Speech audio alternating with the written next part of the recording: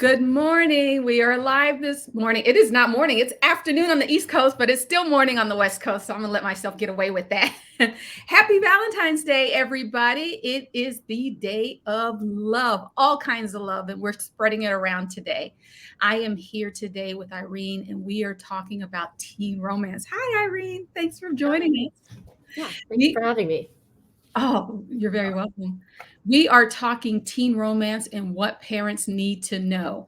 And I have a list of questions from parents when I promoted this, and I asked them, "What are your questions?" And I have some, and Irene is ready to answer them. She already knows all the information that we need to have. Um, and I invite you to join the conversation by putting your questions and comments in the comment section so that we can dialogue with you. Hi, Irene. Thank you for joining us. Hi, thank you for having me. I appreciate it. Why don't we start with you telling us a little bit about yourself and your work? Sure. So, my name is Irene. My pronouns are she, her, hers, and I am a RAP coordinator for Day One. RAP stands for Relationship Abuse Prevention Program. I run that program here at a high school in Hell's Kitchen in New York City. And so basically, I teach kids how to have healthy relationships. I do workshops every month. We talk about topics like consent, technology and dating, what is a healthy relationship, what does dating abuse look like for teenagers, things like that. And then I counsel kids on the side. So if a kid sees my workshop or if they see me in the hallway, whatever, and they're like, I don't really have good relationships and I want to fix them. It could be family relationships, it could be romantic relationships, friends, whatever. They can just come to my office and we'll sit and talk about it. Oh, that's wonderful. And we should tell people that you are actually located in a school and you're there right now. Yep, I am at school right now. Yeah. That's wonderful. Thank you. If you want any more information on Day One New York, just go to the comment section. There's a link there, and know that you can access that information even if you are not in New York. Okay, so one of the most prevalent questions asked, and I asked for questions on a couple of different Facebook groups, and people ask, "Do teens date these days? Do they date today? And if they do, what does it look like? And if they don't date, what does that look like? Because they're still, having relationships." Yeah. No, kids are dating. Of course they're dating. um, I think everybody's familiar with the terms like we're hanging out, Mhm. that's it, or we're talking, but like they're date that's what it is. They are dating. It's I think just a more like cooler version of saying we're dating, in their opinion. But yeah, I would say teen dating starts in school. Yeah, you see it at like fifth graders, sixth graders, as young as that, maybe even younger. Um, I see a lot of it obviously in a high school. I am at a high school, so obviously I see it a lot here. But yeah, and then it starts with social media. It could be like sliding into the DMs, as I'm sure a lot of people have heard. But yeah, teens are definitely dating. They are. It might sound a little different, like just the hanging out, what or just talking, whatever. But yes, they are definitely dating. Okay. Now, I have a list of questions, as you know, but I think it would be better if we start with tell us what we need to know. Sure. So there are a couple things to consider. So first of all, let's consider how has dating changed with the pandemic and also with like technology, right? So let's start off with technology because technology came first before the pandemic. So uh, how has dating changed? Well, the dating pool is bigger. Flirting is mostly virtual. So flirting can look like liking somebody's post, sending them a meme, sliding in their DMs, whatever. Um, Online harassment is a bit more of a problem. So we see like unsolicited nudes being sent around, cyberbullying, maybe friend requests from people that you don't really know, things like that. There's a bit more jealousy. So I have a lot of students who will come in and say, I saw my partner like somebody else's photo on Instagram, and that bothers me. And that's something that wasn't a thing in what, like the 70s, 80s, like something Yeah. like that, like very much not a thing back then. Um, yeah, and then there's constant contact. So they are always in touch with each. They have ways to be in touch with each other. There's no reason that you shouldn't be. Um, so for example, I mean, like, so you see each other at school, maybe that's an example. And then you go home, you talk on the phone, you text, you FaceTime, you call. And if you don't have your phone, maybe you're on a computer and you're on Facebook, it's like Twitter, you're on something. And so you're always constantly in contact with each other. So a lot more contact. Whereas, like, think about it back then, maybe you saw each other at school and you're like, cool. Then you would go home, and if you spent the whole night with them on the phone, your parents would be like, absolutely not. So your parents would be like, get off the phone. I have calls to make, whatever, things like that, right? So it wasn't really much of a thing back then. And so with that constant contact, there's more ways to break up. So people get broken up texting, FaceTiming, phone calls. Trying to think about it, back in the day, people either broke up with them in person or maybe on the phone, or they just ghosted you, and that was just it. You just like never saw them again. Maybe you assumed they died. I don't know. But like nowadays when people ghost, you can see, oh no, they're alive. They're on social media. They're living their life. They just don't want to talk to me anymore. And that's pretty hard to see. And then of course, I was just going to say the last one is that there's just more sexting. Okay, tell us a little bit about the sexting before my question. Sure. Yeah, so sexting happens in a lot of different ways, like unsolicited, solicited. Kids are sexting as young as like 5th grade, 6th grade, even younger. They might not really know what it means. They're just like, this seems like the cool thing to do. And they're sending it through social media. They're thinking, oh, no one's going to see this because I sent it on Snapchat. Or I don't know, or they're like, oh, I trust this person, but then it turns out they shouldn't have. Kids trade these nudes like Pokemon cards these days, so they're just like, so yeah, sexting is very much a thing, and very much something that I think parents should be just a little bit more in tune with. And yeah.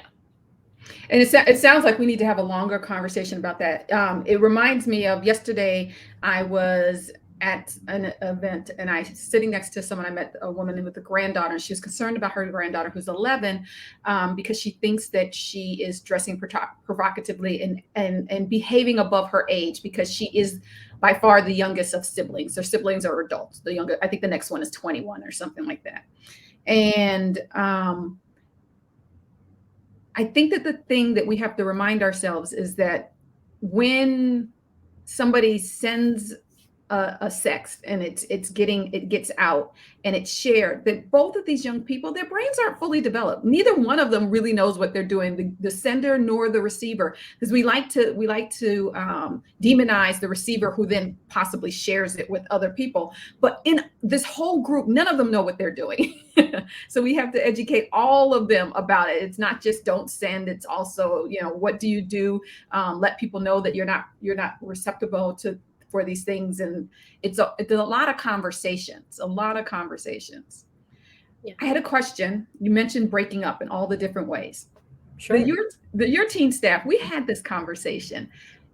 Do teens break up in person anymore, or is it only via the devices? Sure. Do they really have those courageous conversations like, this isn't working? Yeah, no, I'm sure they do. They definitely do. I should say I'm sure they do. I know they do.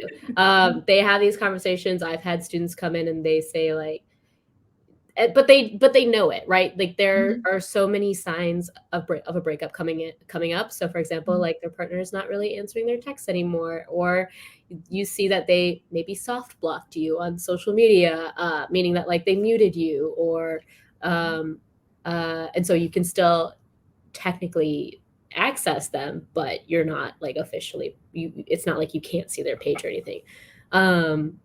But yeah, like, so there's so many signs that like a breakup is coming. So with my students, I definitely see that like they're having breakups in person, but there were signs that the breakup was coming, so they're not really surprised.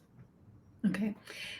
How involved should parents be? I have a lot of questions about parent involvement and stuff, but in general, how involved should parents be in their teens' romantic life? And then we're going to go to tweens, because you did mention sexting can start as early as 5th grade. So we want to talk about tweens also. Okay, so first of all, I think I have a lot of tips for parents. I think Okay. first they should be open people for their child to come to. So, for example, just saying like, we all make mistakes. We can get through something together. So, for example, if a sexting situation goes wrong, instead of blaming your child, saying it's okay, we make mistakes, we can get through this together. Using gender neutral language, so your child feels more comfortable enough to come out to you. So like, do you have a partner? Do you like anyone? Rather than saying, is there a boy in your class that you think is really cute? Is there a girl in your class you think is like whatever?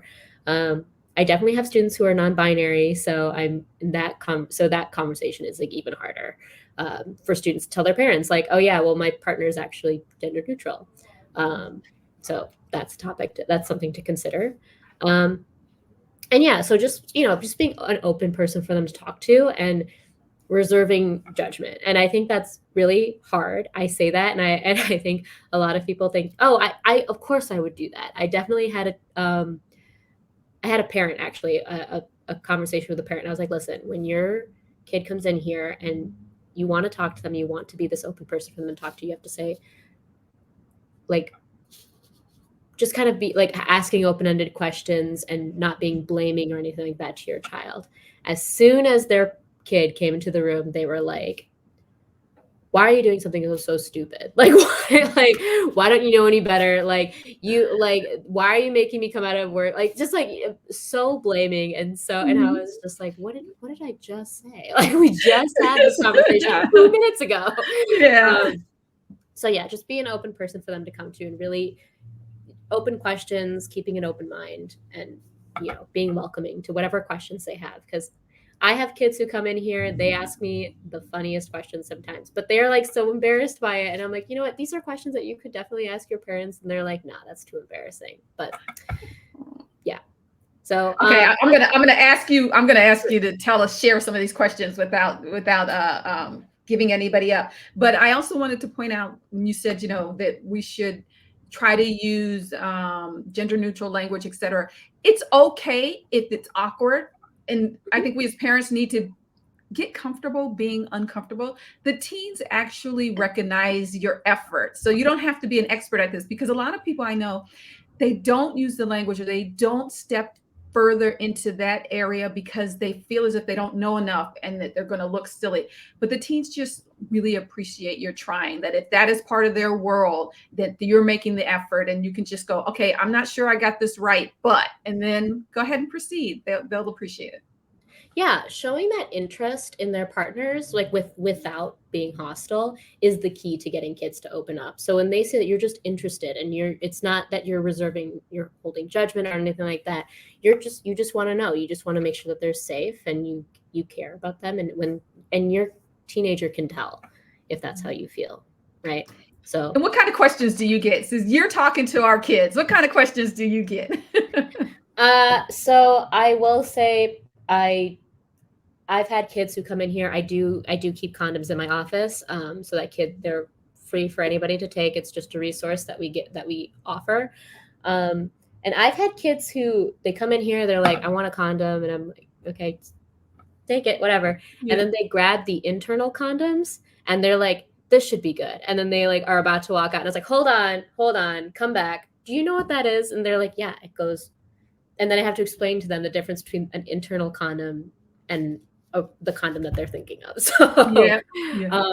And they're not in the same packaging. But they have no idea. That's probably, I think, one of the funniest things I've had a student come in here for. He was so confident, like, this is it. This is what's gonna go outside. So, yeah. But I definitely, I have students ask questions like that. So, sex is a funny topic. I think the kids are a little embarrassed. I can imagine parents getting a little embarrassed, but it's okay. These are things that, like, we were all a little embarrassed about it at one point, but the more you talk about it, the more comfortable your kid gets to be with it. Okay. So we just need to keep talking and be okay being awkward. Let's talk a little bit about healthy relationships, because we know that our teens and tweens are going to enter the world of relationships, however they choose to. How do we talk to them about healthy relationships? And what do we do if we see their relationship and we think that it may not be healthy? Can we forbid them? Ooh, that's a good question. You can try. Will it work? No. I mean, like, they're gonna find a way anyway. I think strict Mhm. parents create sneaky kids, not perfect kids. Um, we are actually in a pandemic, not the COVID-19 pandemic, but what I like to call the NMK pandemic, which is the not my kid syndrome. Mhm. So parents who think my kid would never do that. My kid listens to me all the time, and they would never sneak around behind my back. Your kids absolutely will do that. They will find a way. And so I think when thinking about your kids and teen dating and stuff like that, and thinking about nudes or um, like dating abuse and things like that, when you're thinking not my kid, you really need to take a step back and think, well, it could be my kid. It can be Mhm. anybody's kid, right? Mhm. So I would say with your kids when they're starting to date, I think you should talk about dating early, like pretty early on. You can talk to them about it like maybe like fourth grade. Um, if they have crushes or things like that and they tell you about it, you can talk to them about it then. You should be having those conversations pretty often and frequently and early. I would say you should have those conversations also about consent. It can super young, it can be, hey, if you don't want to hug this family member, you don't have to. That's consent 101, like for young kids, that's a great way to start. And then when they get older, when you feel like it's appropriate, saying like, okay, let's talk about strangers, or a boyfriend or a girlfriend or whatever, romantic partner, um, an adult. Let's talk about like that, and you know what consent laws are like, and ages of consent and things like that. So um, yeah, so I would say when it comes to dating, talk about it early and often. Next, I would say establish some ground rules. Um, think about what you're comfortable with your kid doing, right? So for example, one rule could be your kid is not allowed at their partner's house if their parents aren't home.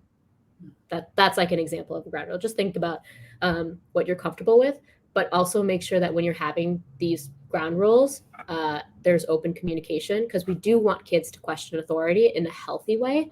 So making it so that they can ask a question. So if they're like, wait, why am I not allowed at their house? And it's like, no, you are allowed at their house, but not when their parent is not home, because Mhm. that's not safe, right? Mhm.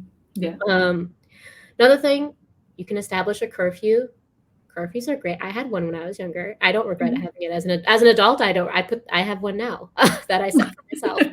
Um, but yeah, I if you're gonna set a curfew for your kids, I would recommend a sliding scale curfew, which is more like uh, maybe you start with an earlier curfew and then it can go later depending on good behavior, or it can go later depending on like how much older they get. So like when they're really young, maybe the curfew's like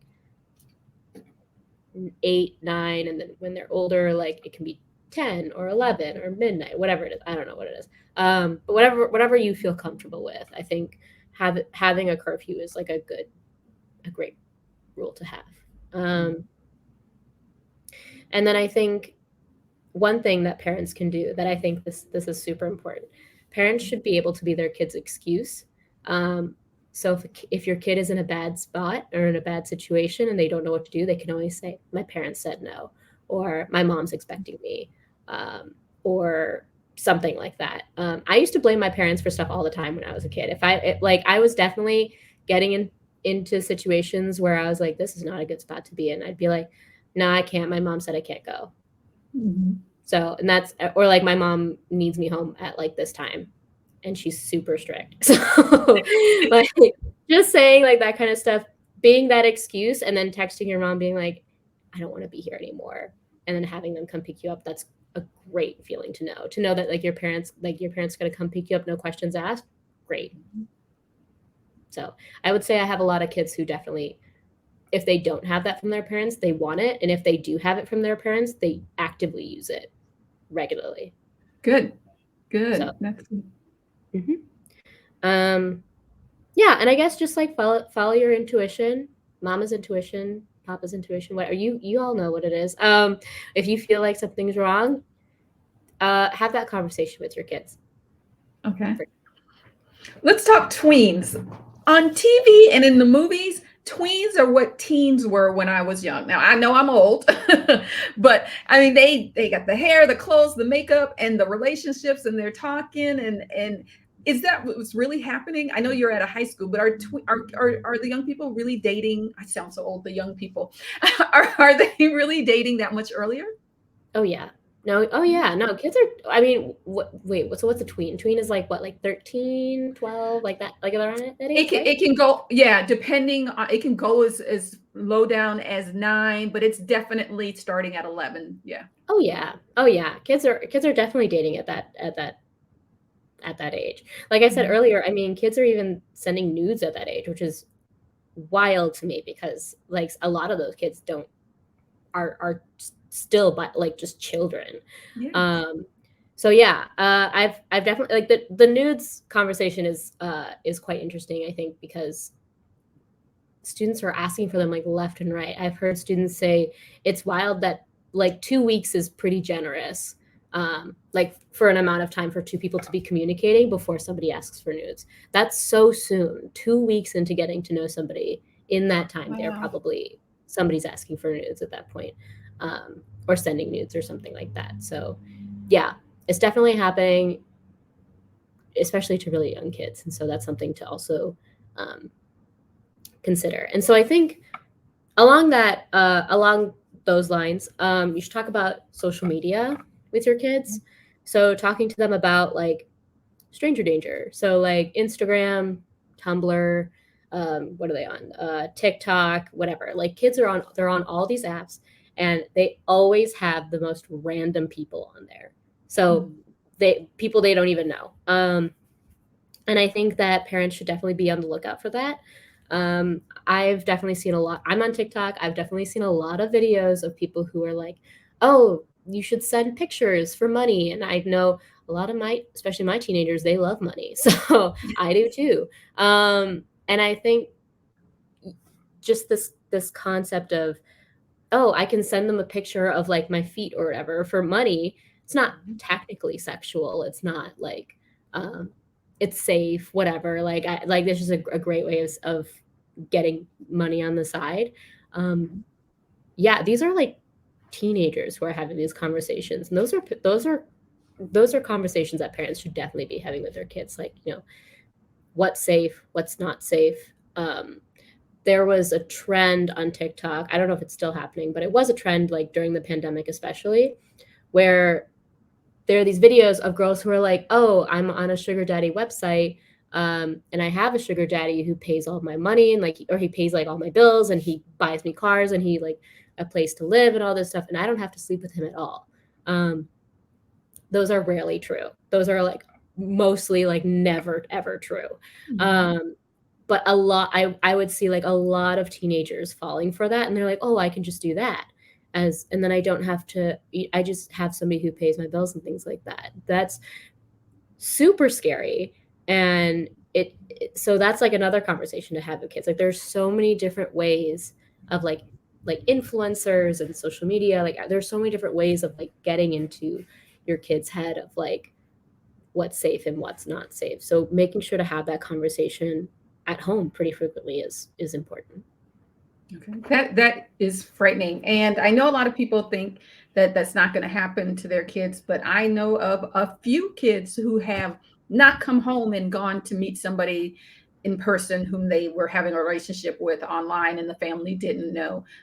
In different types of kids in different parts of the country. So have these conversations within your family. That's really important.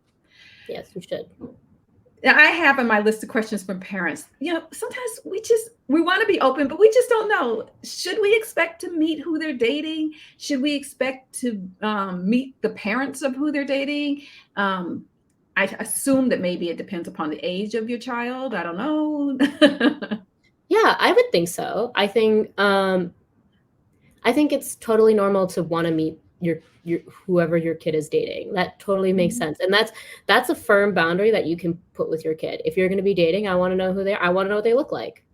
That could be it. I just want to know what they look like. I just want to talk to them for like a minute, see what I think. And yeah, that's totally normal. I think this is your child. Like, of course you want to see who they're dating. Of course you want to know what they look like, and if you have any bad vibes or if there's anything that you're concerned with, like just from meeting them. Yeah, you should absolutely be able to meet them. I'll throw in there, feign a little interest in the other person. Yeah. Feign, not too much because it's going to be creepy, but feign a little interest because you're interested in your child.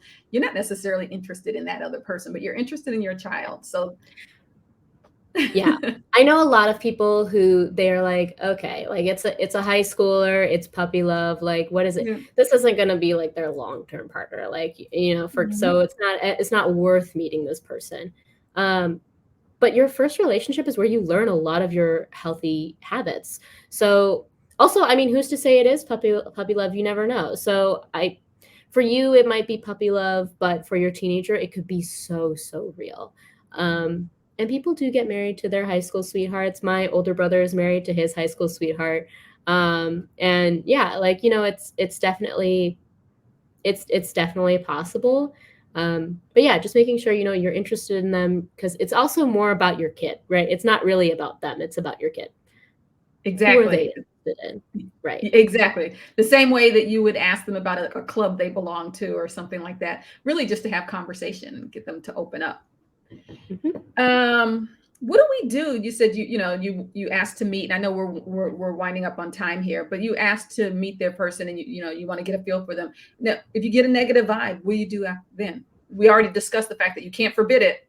You can try, Right. but You can try. So I don't know if it's gonna work, but no, that's super fair. I think a great way to go about it is by saying, you know what, we're not gonna love everybody you bring home. That's okay. Here are our concerns. This is just what we're concerned about. I think with your kids, you definitely want to give them some agency, let them make their own decisions and stuff like that. Also, I'm saying this as a domestic violence counselor, you can tell somebody to leave a relationship, but they're not going to unless they are ready to leave. You can't force somebody to leave a relationship if they're not ready for it. So definitely with your kids, consider that. Yeah. So just be open. You can be open about your feelings, and yeah. Okay. So it's Valentine's Day, and you are at a high school. What's going on? What's going on? Kids are sending candygrams to each other today. I've definitely seen, it's really cute. They're all wearing like red, pink, purple to show their love for each other. I think today there's also a campaign about showing love for other students, as in like, I think there's like a Nobody Sits Alone campaign happening, I think today. If not today, then at some point this week. But yeah, just like showing the love to their romantic partners, their friends, their teachers, their like family members, anybody in their life who they have some love for. Have we missed anything that parents definitely need to know before we sign off? I guess I would just say some red flags for dating abuse, because I am a domestic violence counselor. So just some signs of dating abuse with teenagers. If you see any signs of isolation, so they're not seeing other friends, maybe they don't really talk to you anymore. If they're failing their classes, if they're overly secretive, or like controlling, jealous behavior, especially digital. So that could be like their partner has their passwords, or like they're not allowed to be on social media at a certain point, or they're not allowed to be friends with somebody on social media, or they constantly need to be on their phone or something like that. Just make sure you're keeping an eye out on that, because those are some pretty big red flags, I would say, for teenage dating abuse. Okay. And what do we do if we see the red flags? That's something you should bring up to them. Definitely be like, hey, and let them know this isn't healthy. And yeah, just make sure that they know that, and make sure that you're a safe person for them to come to. I think telling them a hard no doesn't really work, especially if kids are in abusive relationships, because think about it. Whenever your parents told you no, you were usually like, I want it even more. So yeah, just consider that. Okay. Those are good things. Anything else we missed? that we want to make sure everyone understands? I don't think so. I think the only thing I would just hammer in is just remember, not my kid syndrome. It's the biggest pandemic that we have. But that was a joke. No, I love it. I love it. I wrote it down. Strict parents create sneaky kids, not perfect kids. It's also in the Jessica put it in the comment section. Perfect. Thank you so much for this conversation.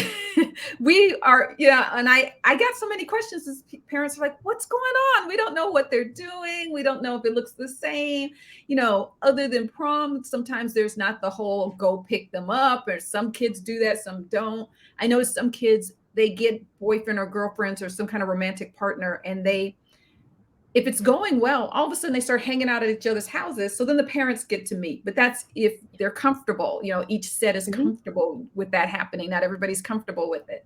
And if they're not comfortable, you're just lost and you're saying, what's happening? So we wanted to know. Thank you for the information regarding technology. That is something that is not in our history, so we have to look out for it. And what else did you tell us that we definitely want to know about?